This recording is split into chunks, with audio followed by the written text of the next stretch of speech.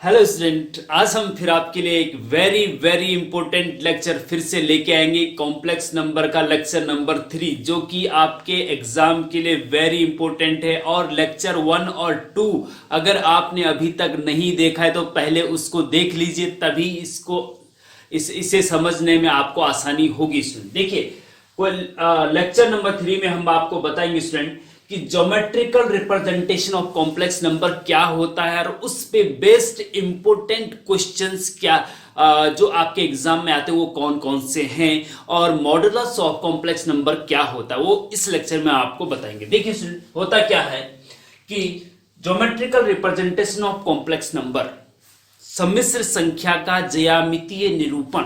सम्मिश्र संख्या का ज्यामिति आपने स्टूडेंट पढ़ा होगा 8th 9th 10th में कि ये आपकी एक्स एक्सिस थी और ये आपकी वाई एक्सिस थी और ये आपका ओरिजिन था। ठीक है स्टूडेंट, ये पढ़ा था ना।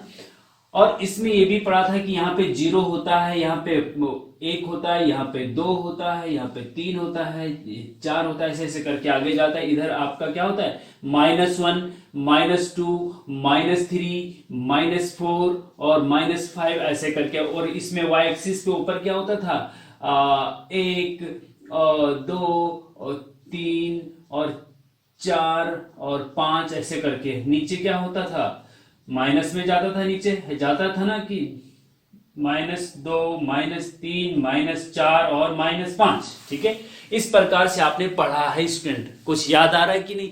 यस, याद आ रहा है, वेरी गुड। तो ये तो था X Y plane, coordinate plane. Sorry student, light चली गई है। तो स्टूडेंट इसमें क्या है, geometrical representation of complex number. आपके पास एक कॉम्प्लेक्स नंबर है, मान लीजिए z is equal to X plus iota Y. X plus iota Y के रूप में कॉम्प्लेक्स नंबर को लिखा जाता है। ये हम लेक्चर 1-2 में बता चुके हैं जी स्टूडेंट। ठीक है, अच्छा, दूसरा हम पीछे ये भी बता चुके हैं कि जो x plus iota Y complex number है उसको ऑर्डर्ड पेयर में भी लिख सकते हैं। ऑर्डर्ड पेयर का मतलब कि real part comma imaginary part. Real part x है और इमेजिनरी पार्ट जो आयोटा के साथ होता है उसको इमेजिनरी पार्ट कहते हैं। ठीक है स्टूडेंट, यहाँ पे रियल पार्ट ऑफ जेड, हाँ, जो कॉम्प्लेक्स नंबर होता है ना उसके दो पार्ट होते हैं, एक वास्तविक भाग और एक काल्पनिक भाग, एक रियल और एक इमेजिनरी। तो रियल पार्ट ऑफ जेड पिछले लेक्चर में बता चुके हैं। रियल पार्ट ऑफ जेड मतलब आयोटा वाले भाग को छोड़ करके जो बचा हुआ भाग है जिसमें आयोटा नहीं है वो रियल पार्ट ऑफ जेड होता है। तो यहाँ पे एक्स है रियल पार्ट ऑफ जेड। ठीक है, और रियल नहीं, इमेजिनरी पार्ट ऑफ जेड। इस कॉम्प्लेक्स नंबर का इमेजिनरी पार्ट क्या है, आयोटा के साथ जो नंबर है और साइन भी प्लस वाई है, हाँ, तो वाई लिखेंगे। ठीक है, इमेजिनरी पार्ट ऑफ जेड क्या हो जाएगा, वाई हो जाएगा। अब स्टूडेंट इस कॉम्प्लेक्स नंबर को एक्स वाई प्लेन में दर्शाना है, लेकिन यहां पे इसको एक्स वाई प्लेन नहीं कहेंगे स्टूडेंट। होता क्या है, जब भी कॉम्प्लेक्स नंबर की बात आती है तो कॉम्प्लेक्स नंबर में दो एक्सिस होती है, एक वास्तविक अक्ष और एक काल्पनिक अक्ष, रियल एक्सिस और इमेजिनरी एक्सिस। जो एक्स एक्सिस होती है स्टूडेंट उसको कहते हैं रियल एक्सिस कॉम्प्लेक्स नंबर के केस में। ठीक है, इसको क्या कहते हैं, real axis. Real axis, x axis जो होती है उसको रियल एक्सिस कहते हैं और वाई एक्सिस जो होती है उसको इमेजिनरी एक्सिस कहते हैं। ये इमेजिनरी एक्सिस हो गई। ठीक है, और उसमें ज्योमेट्री में आप एक्स वाई तल बोलते थे इसको, हाँ, एक्स वाई प्लेन बोलते थे, लेकिन कॉम्प्लेक्स नंबर के केस में इसको कॉम्प्लेक्स प्लेन, इसको जो है क्या बोलते हैं, कॉम्प्लेक्स प्लेन, सम्मिश्र तल, हाँ, कॉम्प्लेक्स प्लेन, या इसको आर्गन्ड प्लेन भी कहते हैं।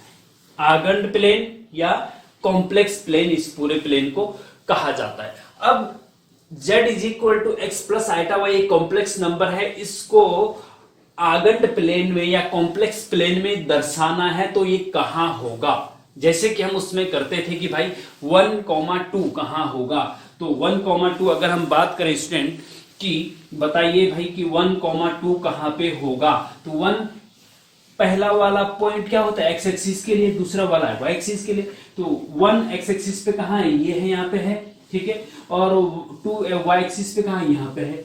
तो इसको हम आगे बढ़ाते थे और इसको भी आगे बढ़ाते थे, जहां एक दूसरे को इंटरसेक्ट करते थे वो वाला पॉइंट 1,2 होता था, ठीक है ना, एक्स वाई प्लेन में। इसमें भी सेम ऐसा ही करना है स्टूडेंट, लेकिन 1,2 कैसे पता चलेगा, ऑर्डर्ड पेयर में, कॉम्प्लेक्स नंबर को ऑर्डर्ड पेयर में लिख लो, या कॉम्प्लेक्स नंबर के रियल पार्ट और इमेजिनरी पार्ट लिख लो, बस वो इसको आप आसानी से फिर दर्शा सकते हैं। ध्यान दीजिए, वेरी इंपॉर्टेंट है, इससे रिलेटेड आगे क्वेश्चन वेरी इंपॉर्टेंट आने वाले हैं। अगर आपने अच्छे तरीके से नहीं समझा तो वो आपको समझ में नहीं आएगा स्टूडेंट, ठीक है। तो देखिए, real part of Z x है, तो एक्स वाई एक्स एक्सिस पे, रियल एक्सिस पे देखेंगे कि एक्स कहां पे है। तो यहां पे हम मान लेते हैं कि एक्स ये यहां पे है, ये मान लेते हैं अपनी तरफ से, ठीक है, एक्स यहां पे है, कोई दिक्कत नहीं, ठीक है। और इमेजिनरी पार्ट ऑफ जेड क्या है, वाई है, वाई इमेजिनरी एक्सिस पे देखेंगे कहां पे है, तो मान लीजिए वाई यहां पे है, ठीक है। अब वाई को आगे बढ़ाइए ऐसे डैश डैश करके, और एक्स को ऊपर बढ़ाइए ऐसे ऐसे डैश करके, जहां एक दूसरे को इंटरसेक्ट करेंगे स्टूडेंट, वो point P X comma Y, ordered pair में पी एक्स कॉमा वाई लिख सकते हैं, और या कॉम्प्लेक्स नंबर, ये जो पॉइंट P है ना, ये है Z is equal to X plus iota Y, इसको x प्लस आयोटा वाई लिख सकते हैं, या फिर ऑर्डर्ड पेयर के रूप में कॉम्प्लेक्स नंबर को x वाई भी लिख सकते हैं। तो ये पॉइंट जो है ना, वो है आपका Z is equal to X plus iota Y. तो आप मैं पूछूंगा भाई, Z is equal to X plus iota Y complex number पे कहां पे है, कॉम्प्लेक्स प्लेन में कहां है, यहां पे है, ये पॉइंट इस पॉइंट P पे है, ठीक है। अब एग्जाम्पल से मैं आपको और क्लियर करना चाहता हूं स्टूडेंट, देखिए एग्जाम्पल के रूप में देखिए कि मान लीजिए Z1 is equal to 2 minus 3 iota एक कॉम्प्लेक्स नंबर है। अब इस कॉम्प्लेक्स नंबर को इस कॉम्प्लेक्स प्लेन में बताइए कहां पे होगा। तो इसका सबसे पहले क्या करेंगे, जब भी दर्शाना हो, एग्जाम में पूछा जाता है कि इसको कॉम्प्लेक्स नंबर में बताइए कहां पे हो, कॉम्प्लेक्स प्लेन में बताइए कहां पे होगा। तो सबसे पहले इसका क्या करेंगे, रियल पार्ट ऑफ जेड निकालेंगे और इमेजिनरी पार्ट ऑफ जेड निकालेंगे, तो उससे आसानी से पता कर सकते हैं कि कहां पे होगा ये पॉइंट, ठीक है। ये complex number, real part of Z आपको पता है कि रियल पार्ट ऑफ जेड क्या है, ये है 2 है, ठीक है। मतलब आयोटा वाले भाग को छोड़ करके जो बचा हुआ दूसरा भाग होता है, बीच में चिन्ह है कुछ, और फिर उसके बाद जो भाग है वो आपका रियल पार्ट ऑफ जेड है, तो 2 ये हो गए। इमेजिनरी पार्ट ऑफ जेड क्या होता है, आयोटा के साथ जो नंबर है और विद साइन, ठीक है, आयोटा के साथ क्या नंबर है, 3 है, और माइनस भी है, तो -3 इमेजिनरी। ध्यान देंगे माइनस भी लिखेंगे, गलती से कई स्टूडेंट माइनस नहीं लिखते हैं तो वो क्वेश्चन गलत कर लेते हैं फिर, ठीक है। तो रियल पार्ट ऑफ जेड भी मिल गया, इमेजिनरी पार्ट ऑफ जेड भी नहीं मिल गया। अब रियल पार्ट ऑफ जेड 2 है, तो रियल एक्सिस पे 2 कहां पे है, देखिए ये यहां पे है जी, ठीक है। और इमेजिनरी पार्ट ऑफ जेड -3 है, तो -3 इमेजिनरी एक्सिस पे देखिए जी, ये -3 है। अब ये 2 और -3 को कहां मिलेंगे, देखो ये इसके जो इमेजिनरी एक्सिस है ना, इसके परपेंडिकुलर लाइन ऐसे ड्रॉ करिए आगे की तरफ, और इस 2 के रियल एक्सिस के परपेंडिकुलर लाइन ड्रॉ करिए, जहां एक दूसरे को इंटरसेक्ट करते हैं, ये वाला पॉइंट आपका Z1 is equal to 2 minus 3 iota होगा। तो आप कह सकते हैं, अब आपको हमने पूछा आपको कि Z1 is equal to 2 minus 3 iota एक कॉम्प्लेक्स नंबर है, ये इस आर्गन प्लेन पे या कॉम्प्लेक्स प्लेन पे कहां पे होगा, तो आप कहेंगे यहां पे होगा जी। तो इसको P1 ब्रैकेट में 2 -3 भी लिख सकते हैं, या Z1 equal to 2 minus 3 iota भी लिख सकते हैं। वेरी इंपॉर्टेंट, ध्यान देंगे, ठीक है, वेरी इंपॉर्टेंट। एग्जाम्पल नेक्स्ट 2 कि Z2 equal to -3 plus 4 iota, बताइए कॉम्प्लेक्स नंबर पे कहां पे होगा। तो स्टूडेंट यहां पे भी आप देखेंगे कि रियल पार्ट ऑफ Z क्या है, -3 है, और इमेजिनरी पार्ट ऑफ Z क्या है, 4 है। तो रियल एक्सिस पे -3 देखो ये है जी, और इमेजिनरी एक्सिस पे 4 देखो कहाँ पे है जी, ये है। तो इसको आगे बढ़ाओ ऐसे करके और -3 को ऊपर ले जाओ ऐसे करके, तो जहां पे एक दूसरे को इंटरसेक्ट करेंगे वही वाला पॉइंट आपका Z2 is equal to -3 + 4 iota होगा। ठीक है स्टूडेंट, इस प्रकार से ये आप कोई भी पॉइंट, कोई भी कॉम्प्लेक्स नंबर आप बताया जाएगा तो उसको आप दर्शा सकते हैं। हम आपको होमवर्क के लिए दे रहे हैं स्टूडेंट कि Z3 is equal to -3 - 4 iota, comma Z4 is equal to iota +1, Z5 is equal to minus iota -2, Z6 is equal to 1 + 3 iota. इनको आपको कॉम्प्लेक्स प्लेन पे दर्शाना है स्टूडेंट कि ये कहां पे होंगे और हमें कमेंट में इसका जवाब देना है। अब इसके बाद हम बात करते हैं स्टूडेंट कि मॉडुलस ऑफ कॉम्प्लेक्स नंबर। क्या बात करेंगे? Modulus of complex number. देखिए, modulus of complex number,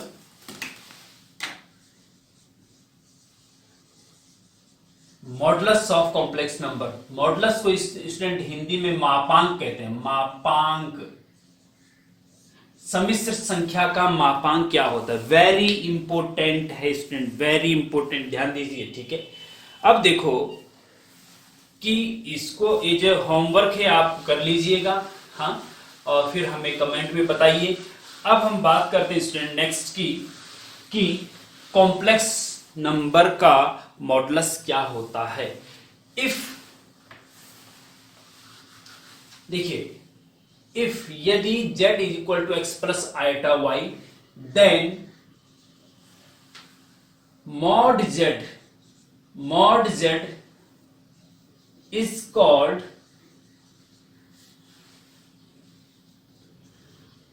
modulus of complex number and mod z is equal to होता है स्टूडेंट अंडर रूट के अंदर x² + y²। बस यही कॉम्प्लेक्स नंबर z का मापांक है या मॉडुलस है। अगर कोई कॉम्प्लेक्स नंबर आपको दे रखा है तो उसके मापांक निकालना हो तो जो कॉम्प्लेक्स नंबर दे रखा है उसके दोनों तरफ 2 डंडे लगा दो, मापांक, जैसे कि आप पीछे भी करते आए होंगे। मॉड z, इसको मापांक कहते हैं स्टूडेंट। जेड, मॉड z का मतलब, मॉड का मतलब 2 डंडे लगा दो और इसको कहते हैं कॉम्प्लेक्स नंबर z का मॉड। और वो बराबर होता है अंडर रूट x का स्क्वायर प्लस y का स्क्वायर, मतलब रियल पार्ट का स्क्वायर प्लस इमेजिनरी पार्ट का स्क्वायर। इसको आप ऐसे भी याद रख सकते हैं, mod z is equal to under root के अंदर रियल पार्ट ऑफ z का whole square plus imaginary part of z का होल स्क्वायर। ठीक है स्टूडेंट, इस प्रकार से ये निकाल सकते हैं। और इसको अगर इसमें कॉम्प्लेक्स प्लेन में इसको निकालना है तो कैसे निकालेंगे? जैसे कि आपको कॉम्प्लेक्स प्लेन में पता है z equal to x plus iota y, ये वाला पॉइंट है। ठीक है, आपको मॉड z निकालना है तो स्टूडेंट मॉड z क्या होता है? देखो, ये ओरिजिन है ना, ओरिजिन से इस पॉइंट P को, मतलब जिसका complex number x plus iota y है, उसको मिला दीजिए। ये मिला दिया आपने, तो जो O से P तक की डिस्टेंस है ना स्टूडेंट, वही आपका मॉड z होता है, वही इस कॉम्प्लेक्स नंबर का मापांक होता है या मॉडुलस होता है। देखो, क्योंकि मॉड z इक्वल टू क्या निकला है? Under root x² plus y² निकला है ना। देखो ये होता है, और देखो यहां पे आप देखेंगे कि ये x है, तो O से लेकर x यहां तक की दूरी, O से लेकर इस पॉइंट को A मान लो, O से लेकर A तक की दूरी x है और A से लेकर P तक की दूरी क्या है? y है। तभी तो इस पॉइंट के कोऑर्डिनेट x, y है, तो ये x है, ये y है। पाइथागोरस प्रमेय लगा दो स्टूडेंट, ये समकोण त्रिभुज है तो पाइथागोरस प्रमेय लगा दो, तो OP बराबर आपका under root x² plus y² ही आएगा। तो यही स्टूडेंट इस कॉम्प्लेक्स नंबर का मापांक होता है, mod z equal to under root x² plus y², और इसको r से, स्मॉल r से डिनोट करते हैं। वेरी इंपॉर्टेंट, ठीक है, इसको स्मॉल आर से डिनोट करते हैं, ठीक है स्टूडेंट। अच्छा, तो कहने का मतलब ये है कि जो ये मॉड जेड है, ये इसको ओपी भी बोल सकते हैं आप, ओ से लेकर पी तक की डिस्टेंस ओपी भी बोल सकते हैं, या फिर distance of Z from origin ही मापांक ऑफ जेड है, मापांक ऑफ जेड है, ठीक है स्टूडेंट, मॉडुलस ऑफ जेड है। अच्छा, अब हम इससे रिलेटेड एग्जाम्पल बताते हैं। अब देखिए, जैसे z इज इक्वल टू आपके पास है 4 प्लस 3 आयोटा, 4 प्लस 3 आयोटा है, ठीक है। आपको बोला जाएगा कि भाई मॉड जेड फाइंड आउट कीजिए, तो क्या करेंगे, अंडर रूट के अंदर रियल पार्ट ऑफ जेड क्या है, यहाँ पे 4 है, तो 4 का whole square plus imaginary part of z क्या है, 3 है, तो 3 का स्क्वायर बराबर अंडर रूट 4 चौके 16 होते हैं, 3 तिया 9 होते हैं, is equal to under root 25 और इज इक्वल टू 5। आंसर ये मापांक आ गया, इस कॉम्प्लेक्स नंबर का मापांक आ गया जी। अच्छा, अब इसको अगर इसमें भी दर्शाना है, देखिए आप, इसको हम मिटा देते हैं यहां से जरा थोड़ी देर के लिए। अब देखिए, रियल पार्ट ऑफ जेड क्या है, 4 है, तो 4 रियल एक्सिस पे आओ, ये है जी 4, ठीक है जी। अच्छा, इमेजिनरी पार्ट ऑफ 3 है, तो ये 3 पे आओ जी, तो 3 को आगे बढ़ाइए और 4 को ऊपर ले जाइए, तो जहां पे एक दूसरे को इंटरसेक्ट कर रहे हैं वही आपका z is equal to z 4 plus 3 iota होगा। अब इस कॉम्प्लेक्स नंबर z का मापांक क्या होगा, मॉडुलस क्या होगा, o से लेकर p तक की डिस्टेंस। अब यहां से लेकर यहां से यहां 4 है, यहां से यहां 3 है, और ये 4 ये 3 है, तो ये आधार आपका 4 हो गया और लंब आपका 3 हो गया, तो कर्ण कितना होगा, पाइथागोरस प्रमेय लगा दो, 5 हो जाएगा, तो यही आपका मापांक आ गया। तो ज्योमेट्रिकली भी आप पता कर सकते हैं मापांक, और सिंपल फॉर्मूले से आप इस प्रकार से याद रख सकते हैं। ये वेरी वेरी इंपॉर्टेंट है स्टूडेंट, ठीक है।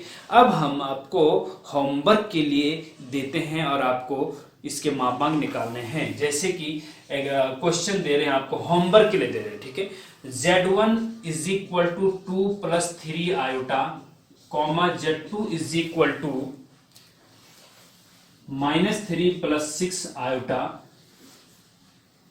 Comma z3 is equal to -4 minus 3 iota. If लिख दो यहां पे, हाँ, if then find mod z1 comma mod z2 comma mod z3, ये आपको फाइंड करना है स्टूडेंट, वेरी इंपॉर्टेंट है, ठीक है। इसके बाद हम कुछ very important properties of modulus बताने वाले हैं, इसको मिटा देते हैं हम, ठीक है। Properties of modulus very important है, देखिए, अगर आपने नोट नहीं करा, हमने मिटा दिया यहां पे, तो इसमें सुविधा है स्टूडेंट आपको कि आप इसको डबल क्लिक करके 10 सेकंड बैक भी कर सकते हैं वीडियो लेक्चर को, ये तो आपको पता ही होगा, आप तो स्मार्ट बच्चे हैं भाई, हाँ। अच्छा देखिए, अब हम बात करते हैं प्रॉपर्टीज ऑफ मॉडुलस।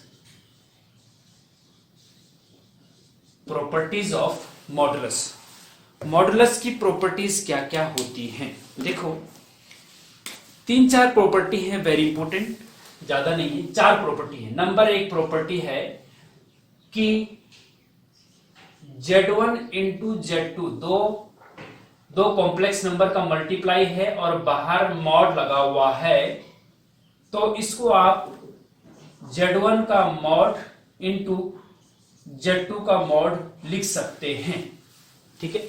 मतलब दोनों बराबर आएगा, z1 इंटू z2 करो, फिर दोनों का मॉड निकालो, वो बराबर होगा Z1 का मॉड इंटू Z2 का मॉड। ठीक है, दूसरी प्रॉपर्टी एग्जांपल बताएंगे, आपको अच्छे से समझ में आएगी, घबराने वाली बात नहीं है।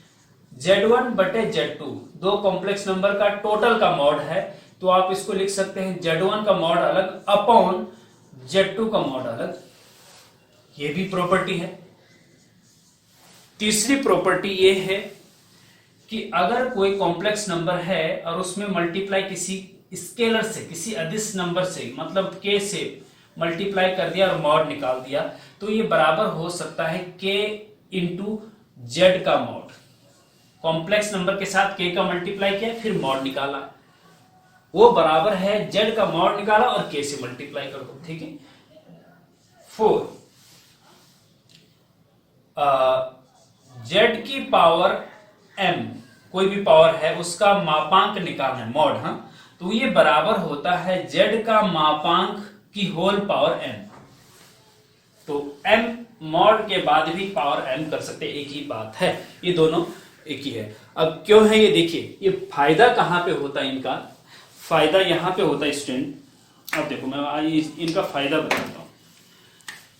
होता क्या है कि मान लीजिए Z1 इज इक्वल टू है आपके पास 2 + 3 आयोटा, ठीक है, एंड Z2 है आपके पास 1 + आयोटा, 1 माइनस ही लिख दो, चलो 1 - आयोटा। ठीक है। अब एक तरीका तो यह है कि पहले Z1 इंटू Z2 करो और फिर उसका मापांक निकालो।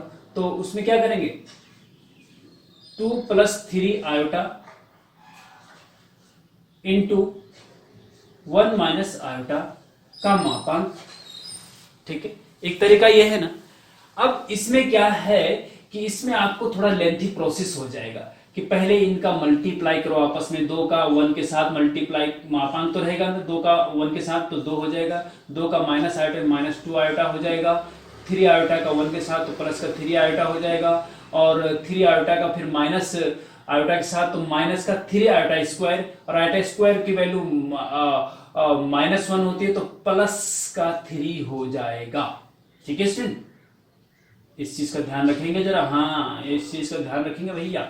अब देखो 3 और 2 5, रियल पार्ट 5, और -2 आयोटा प्लस 3 आयोटा तो प्लस का आयोटा बचेगा। इसका मापांक, अब देखो इसका मापांक क्या होगा इसमें, रियल पार्ट का स्क्वायर मतलब 5 का स्क्वायर प्लस इमेजिनरी पार्ट का स्क्वायर। इमेजिनरी पार्ट क्या है बता सकता है कोई, आयोटा के साथ जो नंबर है, आयोटा के साथ कुछ नहीं लिख रहा है तो 1 है, +1 तो 1 का स्क्वायर। ठीक है, तो ये हो जाएगा आपका 5 × 5 = 25 + 1 = √26। ठीक है, ये हो जाएगा। अच्छा, अब ये तो ये थोड़ा लेंथी प्रोसेस थी। अब इसी को हम, अगर आपको प्रॉपर्टी पता है कि मॉड Z1 × Z2 को आप लिख सकते हैं मॉड Z1 × मॉड Z2, ये लिख सकते हैं, और is equal to mod Z1 2 + 3 iota का मॉड इंटू 1 - आयोटा का मॉड। अब देखो मॉड कैसे निकालते किसी कॉम्प्लेक्स नंबर का, अंडर रियल पार्ट का स्क्वायर, 2 का स्क्वायर 4 प्लस इमेजिनरी पार्ट 3 का स्क्वायर 9। ठीक है, और इंटू रियल पार्ट 1 का स्क्वायर 1 प्लस -1, यहां पे इमेजिनरी पार्ट -1 है, ध्यान देंगे, -1 का स्क्वायर 1। ठीक है, तो क्या हो जाएगा, इज इक्वल टू, एक मिनट, इज इक्वल टू 9 और 4 13 गुणा गया 2, इन दोनों को रूट के अंदर रख दो तो 13 × 2 = 26। तो यहां से भी 26 आ रहा है, यहां से भी 26 आ रहा है। इसका मतलब दिस इक्वल टू दिस लिख सकते हैं।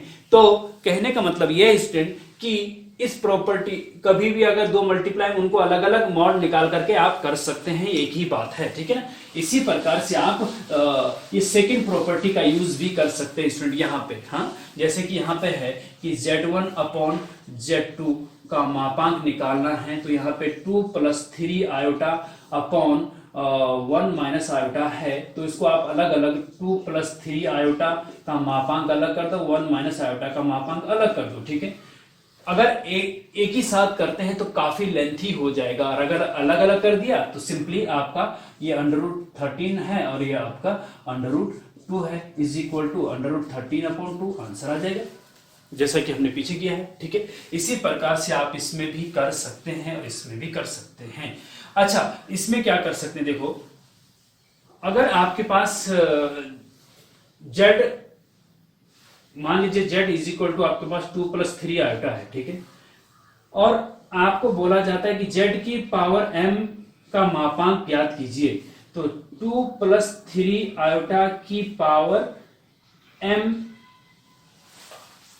या फिर इसकी पावर m की जगह पे इसका m की जगह पे कोई नंबर रखते हैं हम, ठीक है ना, 2 है मान लीजिए, ठीक है, तो z की पावर 2 का मापांक, तो हम क्या करें, 2 + 3 आयोटा का स्क्वायर का मापांक, तो पहले इसका स्क्वायर करेंगे फिर उसका मापांक निकालेंगे। लेकिन अगर हमें ये प्रॉपर्टी पता है तो आप z स्क्वायर के मापांक को लिख सकते हैं z का मापांक का स्क्वायर, देखो इसके अनुसार। अच्छा, और z का मापांक मतलब 2 + 3 आयोटा का मापांक और फिर उसका स्क्वायर, पहले मापांक निकालो तब स्क्वायर करो। तो मापांक क्या है स्टूडेंट, 2 दूना 4 + 3 × 9 का स्क्वायर, ठीक है, 9 और 4 13, √13 का स्क्वायर, स्क्वायर से रूट हट जाता है, आपका आंसर 13 आ जाता है। तो ये ज्यादा इजी है, इसीलिए इन प्रॉपर्टीज का यूज किया जाता है, क्वेश्चन को सरल करने के लिए इन प्रॉपर्टीज का यूज किया जाता है स्टूडेंट। ठीक है, तो इस प्रकार से आप इनको करेंगे। अब हम होमवर्क के लिए आपको एक दो क्वेश्चन देते हैं। देखिए question number 1, homework very important है, ठीक है। Z1 is equal to 1 + 3 iota and Z2 is equal to, if हम यदि Z1 इक्वल टू ये है और Z2 equal to -2 + 5 iota, then to prove that Z1 into Z2 का मापांक इज इक्वल टू Z1 का मापांक इंटू Z2 का मापांक, कॉमा